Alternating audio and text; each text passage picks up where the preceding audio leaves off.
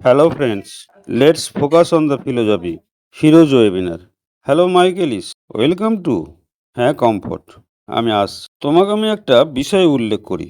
Mic Alice জনাব অ্যাসমুভারের সাম্প্রতিক একটি বক্তৃতার উল্লেখ শুরু করেন, যেখানে অ্যাসমুভারে তুলে ধরেন যে কোম্পানি কিভাবে বর্তমান উন্নয়নে স্পষ্টতা এনেছে।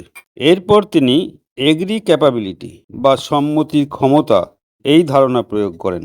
এটি একটি একাডেমিক শব্দ যা ব্যাপকভাবে পরিচিত নয়, কিন্তু জীবনের সিদ্ধান্তের সাথে গভীরভাবে প্রাসঙ্গিক, বিশেষ করে মুফারের লক্ষ্য এবং দৃষ্টিভঙ্গির প্রেক্ষাপটে।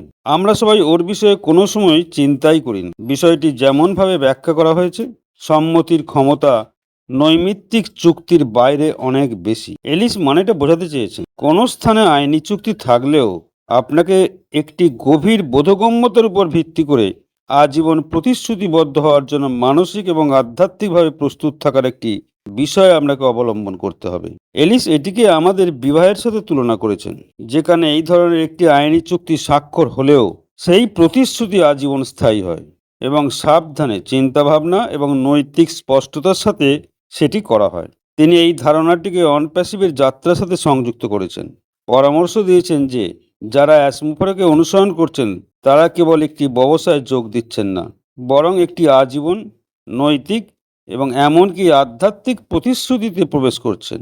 তিনি জোর দিয়ে বলেন যে সিদ্ধান্ত তাড়াহুড়ো করে নেওয়া উচিত নয় বা স্বল্পমেয়াদী সুবিধার ভিত্তিতে নেওয়া উচিত নয়, বরং আস্থা, দৃষ্টিভঙ্গি এবং মূল্যবোধের ভিত্তিতে নেওয়া উচিত। যেখানে অ্যাস এবং প্রতিষ্ঠাতাদের মধ্যে অতীত অভিজ্ঞতা একটি গুরুত্বপূর্ণ ছাপ ফেলেছে, পয়েন্ট এ থেকে পয়েন্ট বি পর্যন্ত তারা যা অতিক্রম করেছে তা পরবর্তী ভবিষ্যতের ভিত্তি প্রদান করে, যদিও নতুন পর্যায়ের বিশদ বিবরণ প্রকাশ করা হয়নি। অ্যাসমুফারে শ্রোতাদের ভবিষ্যতের দিক বুঝতে অতীত অধ্যয়ন করার আহ্বান জানান। এলিস মার্টি এবং ড্যানের মতো অন্যদের সাথে শুরু থেকেই এই যাত্রায় প্রতিশ্রুতিবদ্ধ হয়েছিলেন এবং মিস্টার মুফারের সাথে কোম্পানির পতাকা স্থাপন করেছিলেন। তারা এটিকে কেবল একটি ব্যবসায়িক পদক্ষেপ হিসেবে দেখেননি, বরং একটি মানবতার দৃষ্টিভঙ্গিতে পুণ্যময় এবং রূপান্তরকারী সিদ্ধান্ত হিসেবে দেখেছেন, যা আমাদের বিবাহের মতো সবসময় শেষ পর্যন্ত ফলপ্রসূ হয়।